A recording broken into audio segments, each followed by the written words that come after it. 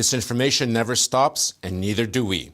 This week's debunking includes non-existent saboteurs, kidnapped women, territorial swap proposals, and copious fakes about the EU Eastern Partnership. I'm Marko Suprun, and welcome to StopFake, the place where we set the record straight on fakes about Ukraine. So let's get to it.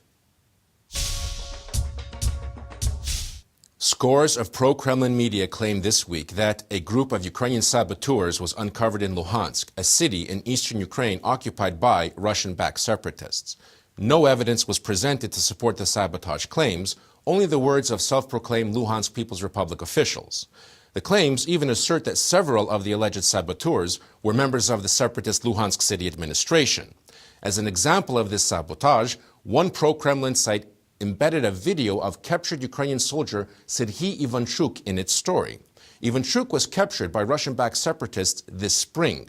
In the video, he says that he carried out assignments given by the Ukrainian Security Service and Special Operations. Now, the Ukrainian military has said that Ivanchuk's statements were clearly elicited under torture, and as such, they are not reliable. Ukrainian military spokesman Lieutenant Colonel Vasyl Labai said the amount of Russian fakes directed at Ukraine's armed forces was increasing in order to divert attention from the power struggle unfolding in Luhansk between two separatist factions. His analysis seemed to be borne out as mounting tension turned into confrontation between two rival groups last week in the center of Luhansk. According to the self-proclaimed Donetsk People's Republic human rights ombudsman, Daria Morozova, the Ukrainian Security Service, the SBU, is abducting and torturing Donbas women. Morozova claims that some 40 women are held by the Ukrainian Security Service and accused of committing non-existent crimes. She named Daria Mastikasheva, Yulia Prosolova, Nadezhda Kozlova, calling them political prisoners. Morozova did not offer any evidence or explanation to support her claims. According to Ukrainian authorities, Daria Mastikasheva was detained earlier this summer, charged with treason and illegal arms possession. Yulia Prosolova is suspected of placing an explosive device on the vehicle of Mariupol SBU officer Alexander Kharyberyush, resulting in his death. Russian media portray Nadezhda Kozlova as a victim of SBU torture, claiming that Ukrainian soldiers attempted to rape her. To save herself, she allegedly blew up a grenade. However, in 2014, Kozlova was tried in a Ukrainian court and sentenced to 14 years imprisonment. According to court records, Kozlova committed a robbery in Chasiv Yar, a city in Donetsk province, threatening people with a grenade. The next day, carrying the same grenade, Kozlova asked two unknown civilian men to drive her to the nearest checkpoint.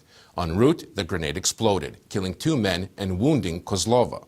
The Ukrainian Security Service told StopFake that the women mentioned are all involved in criminal cases. Some have already been tried, and others are pending trial. The women were detained according to procedures outlined by Ukraine's criminal code, and their detention was sanctioned by the courts, the SBU said. Pro-Kremlin media were busy last week disseminating a fake claiming Ukraine is considering trading Russian-annexed Crimea for the Moldovan pro-Russian breakaway Transnistria region.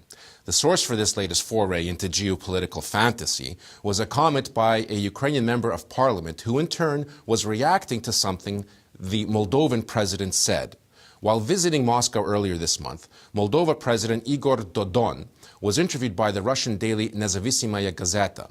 He outlined two scenarios. Transnistria could become a part of Moldova or a part of Ukraine, as outright independence or becoming part of the Russian Federation are unrealistic prospects. Now, Dodon is widely considered pro-Russian. His political platform is staunchly against European integration.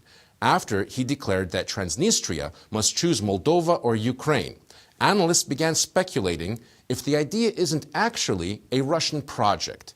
Ukrainian military expert Oleg Zhdanov suggested that Transnistria, joining Ukraine on a federation basis, would create a precedent for the self-proclaimed separatist Donetsk and Luhansk People's Republics.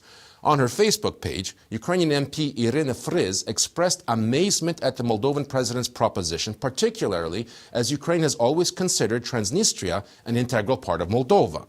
Friz wonders if perhaps Dodon's suggestion is a signal from the Kremlin on trading Transnistria for Crimea, and advises him to spend more time defending the territorial integrity of Moldova and less time making dubious proposals.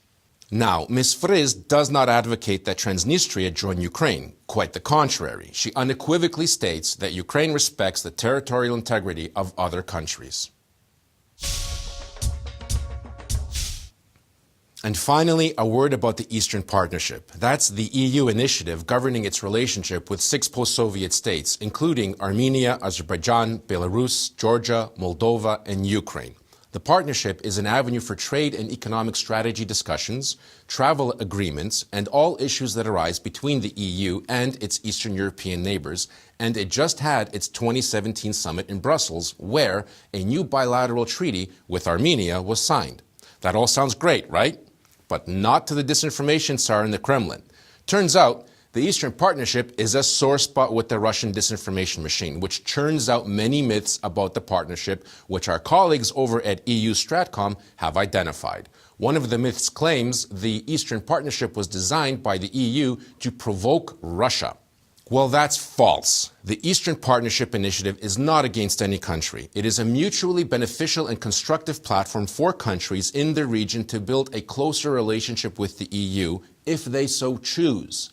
The EU does not demand that its partners choose between the EU or other countries. Heck, Russia could join the Eastern Partnership if it wants. The door is open. Check out the EU versus Disinfo site for a complete list of fakes about the EU Eastern Partnership. That's it for this week. For more dissected disinformation, remember to check out our website, stopfake.org. Look, be vigilant. Fakes are lies, and lies mess you up. If you spot any disinformation about Ukraine, send it to us for a truth autopsy. I'm Marko Suprun, and this is StopFake. Thanks for watching.